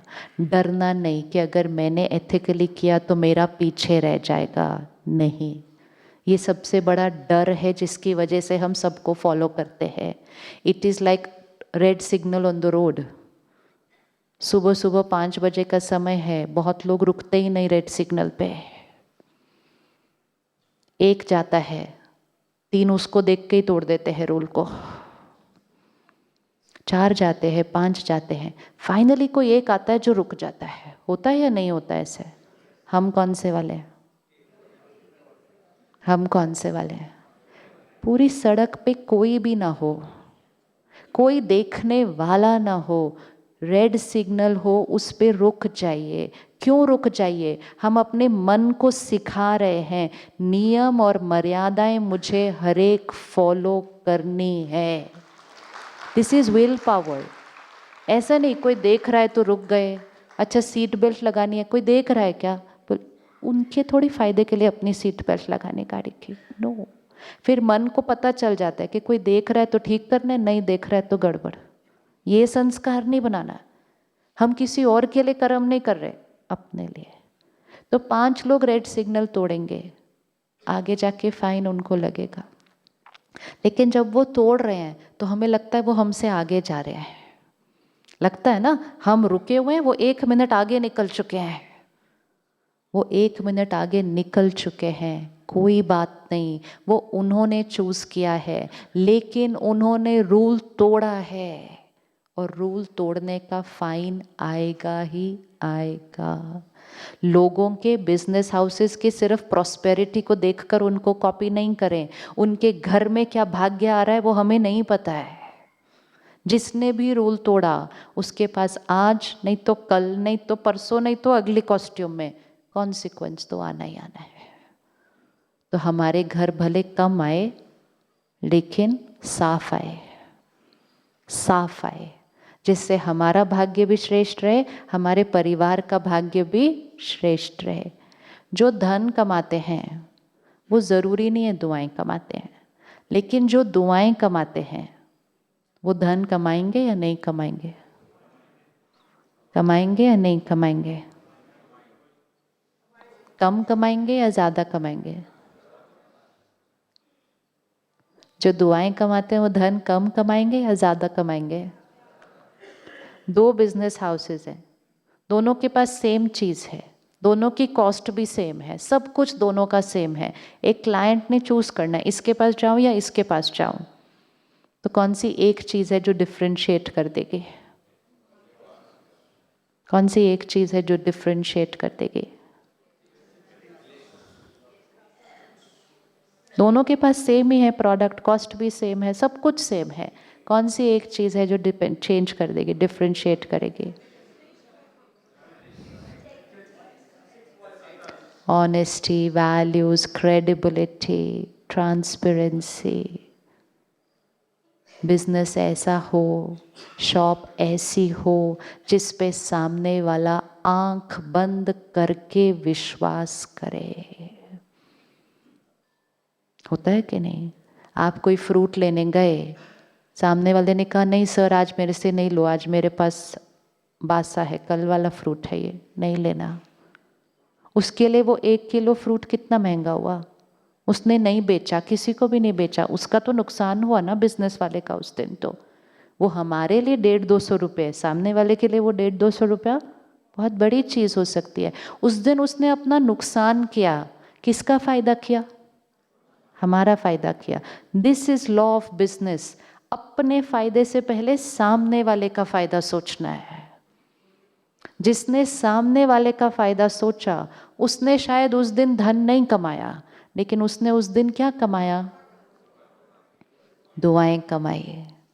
फिर उसने एक ने अपने तक नहीं रखी, घर में जाके 4 लोगों को बताई। आज पता है क्या हुआ? उसने दिया ही नहीं, उसने बोला कहीं और से लो, बड़ा अच्छा इंसान है। अगली बार कौन सी दुकान पे जाएंगे? उसके पास ही जाएंगे, और अगली बार उसको रेट तक नहीं पूछेंगे, क्योंकि उस दिन उसने एक कर्म से दुआएं भी कमाई, क्रेडिबिलिटी भी कमाई, ट्रस्ट भी कमाया। अगले दिन से सिर्फ उसको फ़ोन करके बोलेंगे ये भेज देना, क्योंकि हमें पता है कॉस्ट भी सही होगी, क्वालिटी भी सही होगी, तोलेगा भी सही। उसने एक कर्म से वो सब कुछ कमा लिया। जो धन कमाते हैं ज़रूरी नहीं दुआएं कमाते हैं, जो दुआएं कमाते हैं वो अपनी कैपेसिटी से ज़्यादा धन कमाएंगे, क्योंकि दुआएं बाकी सारा धन लेकर आती हैं। It is so important to earn blessings in life. तो बिजनेस करें, लेकिन जीवन वाला बिजनेस भी सही होना चाहिए कि हमारे हर कर्म से हम दुआएं कमा रहे हैं। जिनके लिए हम काम कर रहे हैं अपने फ़ायदे से पहले उनका फ़ायदा सोचना है। अगर आपको लगे आपका प्रोडक्ट उनके लिए अच्छा नहीं है, ये डील उनके लिए अच्छी नहीं है, ये कॉन्ट्रैक्ट उनके लिए सही नहीं है, आपके लिए फ़ायदा है, उनके लिए नहीं है तो क्या करना चाहिए? ऐसे नहीं सोचना उनका वो लोग जाने, मैं क्यों बताऊं उनको कि उनके लिए अच्छा है कि नहीं है अच्छा। मैं अपना बिजनेस करूं या उनका भी सोचूं? नहीं नहीं। वो आपको उस दिन आप किसी को चीट करके उसके साथ वो साइन कर सकते हो, लेकिन उसके बाद वो जितने दिन असंतुष्ट रहेगा, वो सारी असंतुष्टता की, डिससैटिस्फैक्शन की वाइब्रेशन किसके घर आएगी? हमारे घर आएगी। एक को बोल दो ये आपके लिए नहीं है, आप मत करो ये, उसके बाद जितना आपने सोचा नहीं था उससे ज़्यादा आपके पास आएंगे, क्योंकि वो एक इतनी दुआएं देने वाला है। Power of blessings needs to be experimented with. तो जीवन में हर कर्म में दुआएं कमानी है। आसपास के लोग बोलेंगे ये गलत है, ऐसे कौन बिजनेस करता है। लोग तो ये भी बोलेंगे ऐसे बिजनेस किया ना तो तुम्हारा तो बंद ही हो जाएगा कल। फिर आप बोलो आप अपना, मैं अपना। अपने कर्मों पर विश्वास, परमात्मा की शक्ति और श्रेष्ठ कर्म, बड़ी से बड़ी बात आएगी, दुआओं के बल से खत्म हो जाएगी। हॉस्पिटल जाते हैं ना, डॉक्टर भी कहता है अब मैं कुछ नहीं कर सकता, अब आप दुआ करो। वो दुआ वो नहीं होती जो उस टाइम की जाती है। वो दुआ कौन सी चीज़ होती है? वो दुआ कौन सी चीज़ होती है? वो दुआ होती है जो हम अपने जीवन में कमाई होती है। जब भी जीवन में कोई बात आती है, दो चीज़ें चाहिए होती हैं। कोई भी इमरजेंसी आ जाए लाइफ में, एक बैंक में पैसे होने चाहिए, तभी तो वो सॉल्व करेंगे। दूसरा बैंक में दुआएं होनी चाहिए। पैसे नहीं भी हो, दुआएं हो तो पैसे भी कहीं से आ जाएंगे, क्योंकि दुआएं हैं। पैसे बहुत हो लेकिन दुआएं ना हो तो सारे पैसे मिलकर भी वो चीज़ को ठीक नहीं कर सकते हैं। सारा पैसा उस टाइम फेलियर लगता है उस चीज़ के सामने, क्योंकि बैंक में दुआएं नहीं जमा की थी। तो अपनी बैलेंस शीट को चेक, किसी के साथ उलझना नहीं, किसी के बिहेवियर को देखकर वापस रॉन्ग बिहेव करना नहीं, किसी के लिए गलत फैलाना नहीं। अपना कर्म श्रेष्ठ, अपना बिजनेस श्रेष्ठ, और मेरा धन क्या आए घर लेकर? दुआएं लेकर आए। अपने फायदे से पहले, अपने फायदे से पहले दूसरों का फायदा निश्चय रखना, डरना नहीं है, और किसी के साथ रेस नहीं। कभी भी किसी के साथ कंपटीशन हो ही नहीं सकता। क्यों नहीं हो सकता? दो लोग बिजनेस कर रहे हैं, दो लोग बिजनेस कर रहे हैं, सपोज दोनों भाई हैं, दोनों के परिवार सेम, रिसोर्सेज सेम, नेचर भी सेम, मेहनत भी सेम, टैलेंट भी सेम, दोनों ने सेम डे पे सेम बिजनेस स्टार्ट किया। डेस्टिनी सेम, डेस्टिनी सेम, सब कुछ सेम है दोनों के पास, डेस्टिनी सेम। क्यों नहीं सेम? क्यों नहीं सेम? क्योंकि दोनों के प्रेजेंट सब कुछ सेम है, लेकिन दोनों का पास्ट कर्मा अलग है।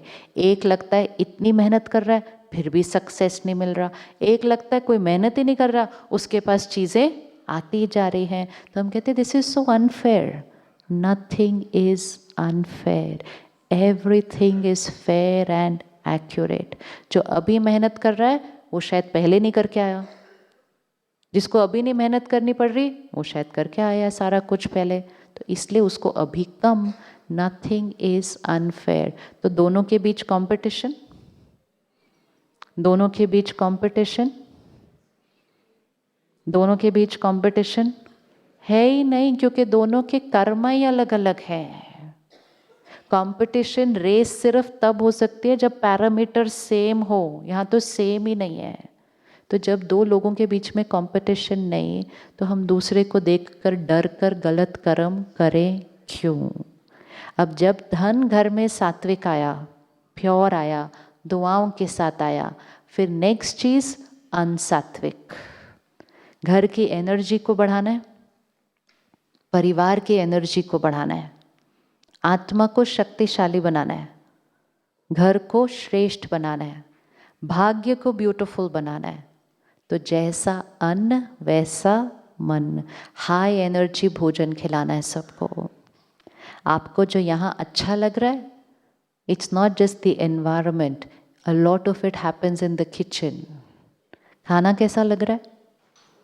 कितना सिंपल खाना है, पीली दाल है, सूखी सब्जी है, सादी रोटी है, वो भी 3 घंटे पहले ही बननी शुरू हो जाती है इतने सब लोगों के लिए। गरम फुल्का तो मिला नहीं होगा जैसा घर में मिलता है, घी लगा नहीं होगा उसके ऊपर। Very ordinary food, it's very very ordinary food. लेकिन वो खाना मेडिटेशन की स्थिति में बनाया जाता है, श्रेष्ठ वाइब्रेशन से बनाया जाता है। फिर वो खाना बनने के बाद भी उसको लेकर उसके साथ मेडिटेशन होता है। तो वो खाना बहुत एवरेज है in terms of quality of food, लेकिन वो खाना बहुत श्रेष्ठ है in terms of vibration of foods. वो खाना खाने के बाद आपको यहाँ लग रहा है माइंड पीसफुल है, lot of that happens because of the food we eat. क्योंकि जैसा अन्न वैसा मन। अपने घर में अपने अन्न का बहुत ध्यान रखना है, बच्चों के अन्न का बहुत ध्यान रखना है। आज हम ये चेक कर रहे हैं कि हमारी न्यूट्रिएंट्स पूरी हो रही हैं। डाइटिशियन हमें ये बता सकती है कितने कार्बोहाइड्रेट्स, ये विटामिन, ये प्रोटीन, ये वो हमें ये नहीं बताते कि खाने में कितना प्यार, कितनी शांति, कितनी खुशी, कितनी दुआएं डालनी है। वो सिर्फ इंग्रेडिएंट्स बता सकते हैं। वो बाकी शक्ति कौन भरेगा? बाकी शक्ति कौन भरेगा?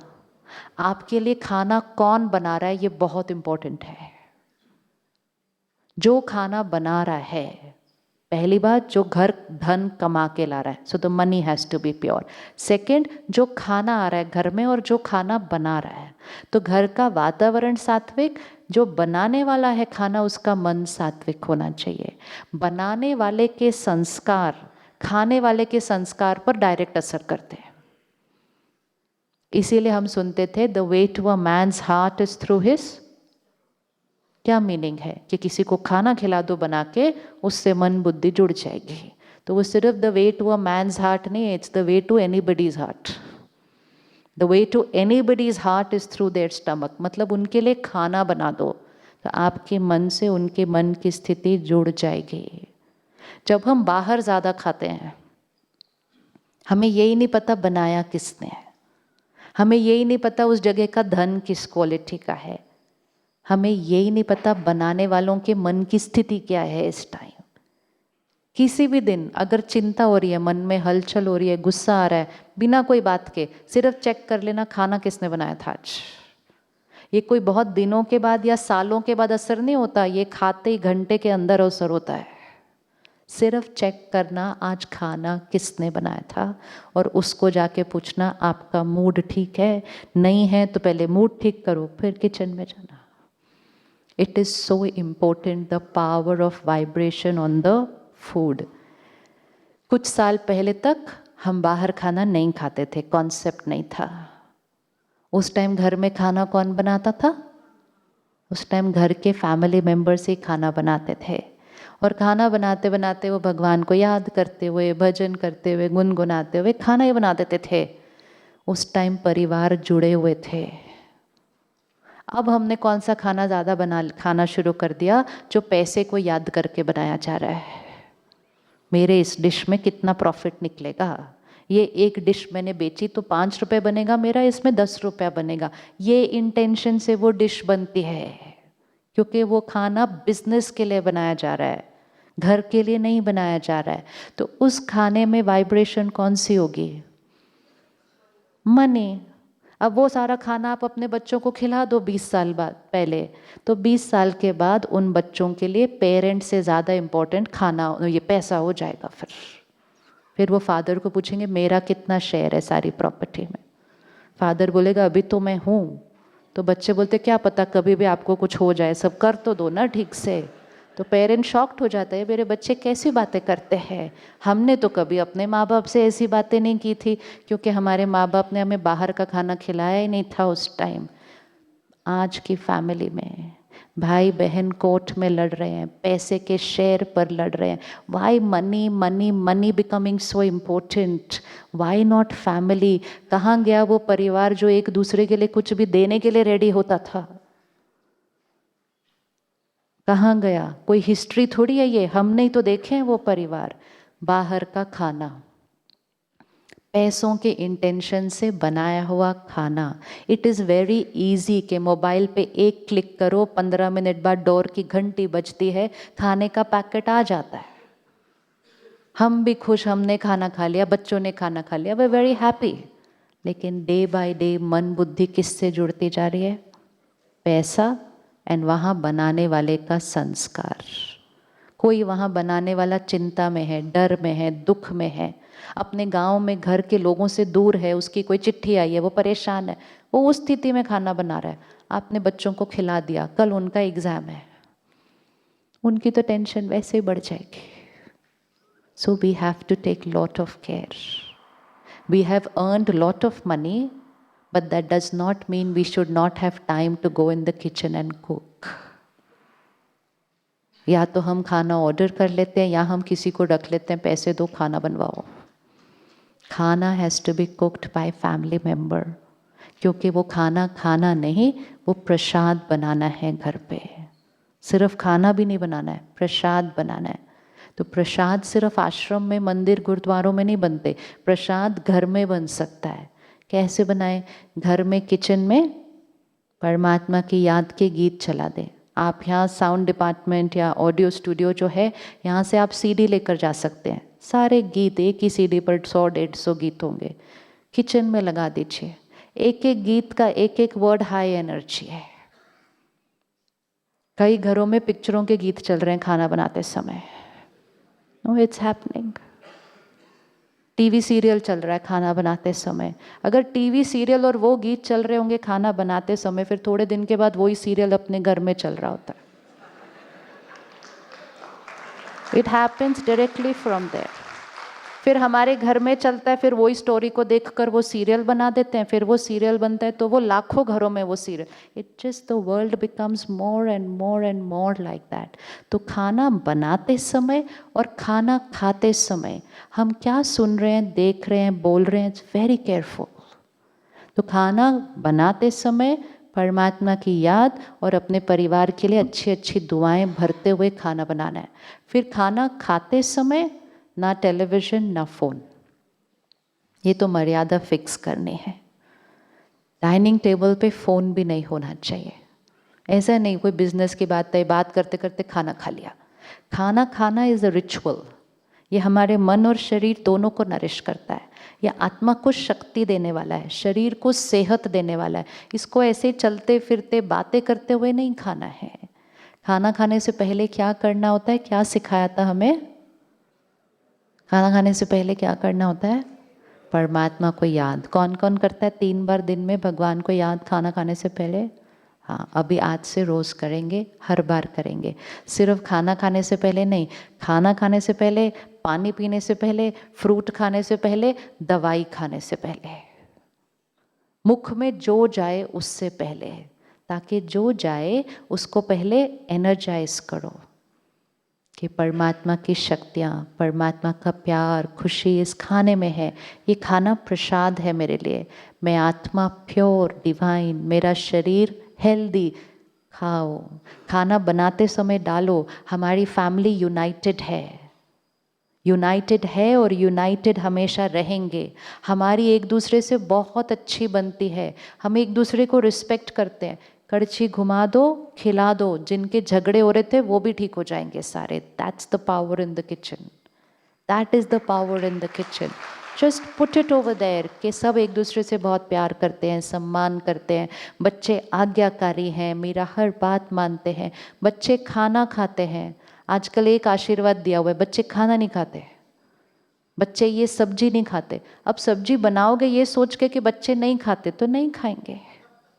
कौन सी दुआ डाली है उस खाने में बनाने से पहले? तो धन बहुत इम्पोर्टेंट, सेकंड अन्न बहुत इम्पोर्टेंट।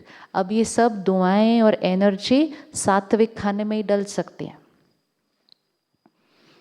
जिस खाने की एनर्जी पहले से बहुत लो है या जिस पीने की चीज़ की एनर्जी पहले से बहुत लो है, उसको एनर्जाइज करने की हमारे पास उतनी ताकत नहीं है। Food which has a vibration of anger, fear, violence, death, ये कभी भी आत्मा को पावरफुल नहीं बना सकता है। सोचिए वो स्लॉटर हाउस में क्या वाइब्रेशन होती है, उस एनिमल की क्या वाइब्रेशन होती है। वो 10 दिन 15 दिन वो स्लॉटर हाउस में था, उसके मन की स्थिति क्या थी वहाँ पर, क्या एनर्जी होगी उसके मन की, क्या होगी एनर्जी। देख रहा है आसपास क्या होने वाला है, पता है खुद के साथ क्या होने वाला है, क्या एनर्जी होगी यहाँ पे। Pain and fear and anger and helplessness, anxiety, hurt, hatred, then violence, then death. Then death. Death की एनर्जी दिखाएंगे अपने आप को लाइफ देने के लिए और हेल्थ देने के लिए। How can the energy of death give life to somebody? हो नहीं सकता है, हो ही नहीं सकता। तो नवरात्रों में सात्विक भोजन क्यों खाते हैं? क्योंकि डिविनिटी का आह्वान करना है। तो फिर डिविनिटी का आह्वान 9 दिन थोड़ी करना है, सिर्फ डिविनिटी यहाँ है, उसका आह्वान करना है। सात्विक भोजन।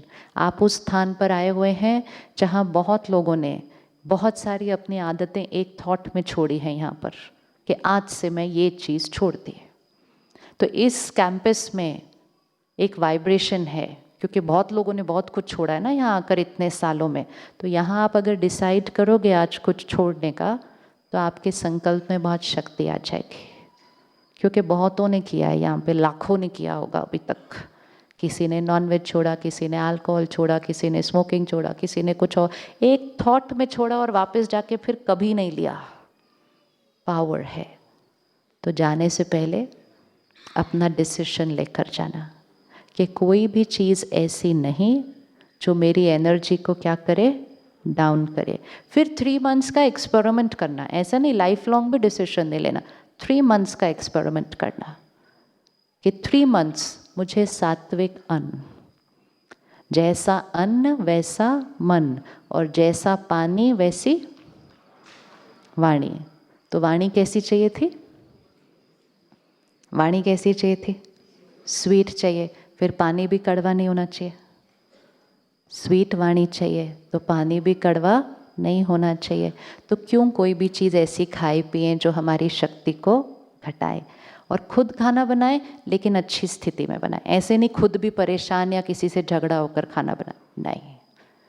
परमात्मा को याद करते हुए, परमात्मा की याद के भजन चलाते हुए किचन को मंदिर बना दें। किचन मंदिर बन जाए, घर आश्रम बन जाए, खाने वाले खाएं प्रसाद, तो देवी देवताएं सारे उस घर में आ जाएंगे, डिवाइन आत्माएं। और क्या चाहिए? डिविनिटी कैसे इन्वोक होती है? ऐसे ही इन्वोक होती है। तो सात्विक धन, सात्विक अन्न, और तीसरा सात्विक मन। वो हमने कल देखा कि सुबह घंटे की 1 घंटा शुरुआत अपने लिए। सुबह उठते ही पहले फ़ोन नहीं, उठते ही पहले दुनिया में क्या हो रहा है वो देख लिया, तो अपनी दुनिया का ध्यान रखना रह जाएगा। सुबह सुबह दुनिया की न्यूज़ अपने अंदर अगर भरी, that's not good quality content. Negative content सुबह सुबह नहीं भरना चाहिए। आत्मा की शक्ति घटने का एक बहुत बड़ा कारण पिछले कुछ सालों में है too much content and not very good quality content. यहाँ की जो हेल्थ है, इमोशनल हेल्थ, वो हमारी इमोशनल डाइट से बनती है। और हमारी इमोशनल डाइट है जो हम सुनते हैं, पढ़ते हैं, देखते हैं। अब सारा दिन क्लिक बाय क्लिक एक न एक बात आती जा रही है, हम सुन पढ़ देख रहे हैं, अंदर जा रही है। जो हम सुनेंगे, पढ़ेंगे, देखेंगे, वैसा हम बनेंगे, वैसा हम बनेंगे। तो सुबह सुबह news not good quality content, social media पे इतना कुछ मैसेजेस सारा दिन भरते जा रहे हैं। ज़्यादा सोच रहे हैं, ओवर थिंकिंग, एंड अच्छा नहीं सोच रहे। तो जब हम मेडिटेशन सेंटर पर सुबह आते हैं, 1 घंटा 7 to 8 प्योर कंटेंट, परमात्मा का डायरेक्ट दिया हुआ ज्ञान, जिसको मुरली, जो बहन ने अभी सुनाया ना, मुरली, परमात्मा का डायरेक्ट दिया हुआ ज्ञान। तो सुबह 1 घंटा जब वो डाइट अंदर चली जाती है, तो फिर ये इमोशनल हेल्थ बढ़ती जाती है। तो धन, अन्न, मन, तो तन तो ऑब्वियसली हेल्दी, तो भाग्य कैसा हो गया? भाग्य कैसा हो गया? श्रेष्ठ। तो श्रेष्ठ भाग्य बनाना बहुत सहज है। सिर्फ किस पर अटेंशन? अपना धन, अन्न, मन और तन और कर्म हमारे सारे एक्यूरेट। ये नहीं कहना है उसने ऐसा किया, उन्होंने। मेरा कर्म, मेरा कर्म, मेरा भाग्य, ये लाइन रोज याद दिलानी अपने आप को। मेरा कर्म, मेरा भाग्य, मेरे साथ जो हो रहा है मेरा कार्मिक अकाउंट। अब मैं जो करूँगा मेरा भाग्य बनेगा। पास्ट कितना भी पावरफुल हो, प्रेजेंट उससे ज़्यादा पावरफुल होता है। तो पास्ट को देखकर नहीं डरना है, पास्ट को नहीं कोसना है। पास्ट को कोसने से प्रेजेंट डाउन हो जाता है। पास्ट जितना लो है, प्रेजेंट उतना ही हाई होने की ज़रूरत है, ताकि वो पास्ट को ओवर पावर कर दे। प्रेजेंट भी ब्यूटीफुल, फ्यूचर भी सिक्योर। और क्या कमाना है रोज़? रोज़ क्या कमाना है? दुआएं कमानी है, बहुत दुआएं कमानी है।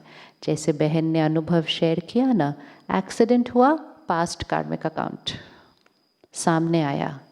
लेकिन कोई फ़्लाइट पर कभी सोचो, कोई फ़्लाइट लेने जा रहा हो सुबह 5 बजे और एग्ज़ाम के लिए फ़्लाइट एयरपोर्ट जा रहा हो, कोई रुके? एक मात्र गाड़ी जा रही थी सड़क पे, एयरपोर्ट जा रहा है। एयरपोर्ट जाते समय आगे पीछे देख भी नहीं रहे होते, वो भी एग्ज़ाम के लिए जा रहे हैं। अगर वो उस दिन रुकते, उसका एग्ज़ाम जाता वो बहन का, लेकिन वो रुके। ये चीज़ें, सारा हमारा धन ये काम नहीं करवा सकता। ये सिर्फ हमारे बैंक की दुआएं ये काम करा सकती हैं कि कोई और ऐसे आकर रुके। उन्होंने उसको गाड़ी से निकाला, एग्जैक्टली 1 मिनट के बाद वो गाड़ी उड़ गई, उड़ी, फिनिश्ड, बर्न, फिनिश्ड। ये दुआएं काम आती है। जीवन में धन काम आए ना आए, दुआएं असंभव को भी संभव करते हैं। जिसको हम कहते हैं ना मिरेकल, हम कहते हैं उनकी लाइफ में मिरेकल हुआ। It's not a miracle, it is only your blessings which you had earned before, समय पर काम आ गई। लोग कहते हैं धन सेव करो, समय पर काम आएगा। दुआएं बहुत सारी इकट्ठी करो, समय पर काम आती हैं। बात आती है, बात चली जाती है, क्योंकि हमारे पास दुआएं बहुत है, तो बात कुछ लगती ही नहीं है। चलिए 1 मिनट साइलेंस में बैठे और अपने कार्मिक अकाउंट को देख लीजिएगा। किसी के भी साथ कोई उलझन, कोई इंटेंगलमेंट, किसी के साथ मेरा व्यवहार, किसी का मेरे लिए।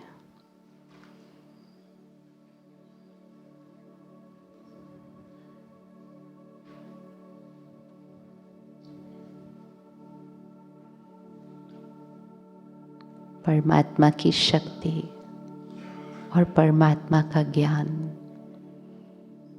मुझ आत्मा के पास है। शक्तिशाली आत्मा हूं मैं।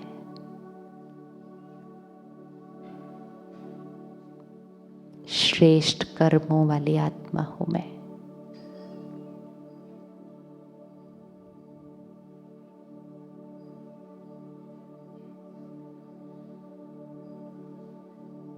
मेरा हर कर्म सबको सुख देता है, सबको संतुष्ट करता है।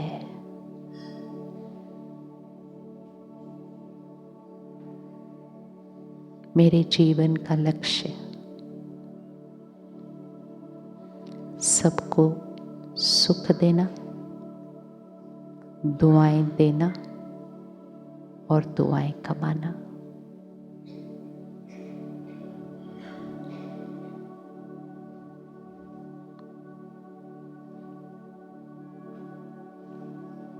मेरी कार्मिक बैलेंस शीट में हर ट्रांजैक्शन सिर्फ और सिर्फ प्रॉफिट ही लाती है।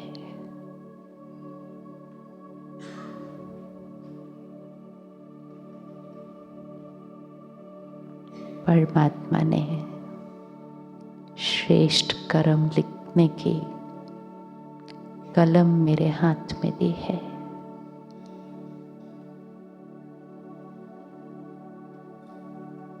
भाग्य की लकीर मेरे हाथ में है।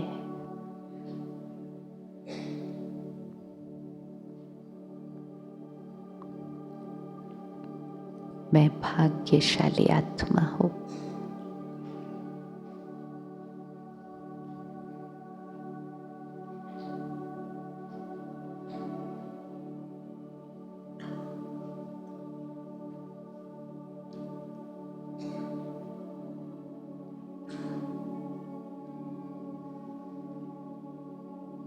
बिल्कुल साइलेंस में बैठेंगे और किसी भी आत्मा के साथ कोई कार्मिक अकाउंट है जो सेटल करना है, उनको सामने लाएं। जो भी पास्ट में हुआ, फुल स्टॉप। आज से उनके लिए सिर्फ और सिर्फ प्यार, रिस्पेक्ट और दुआएं।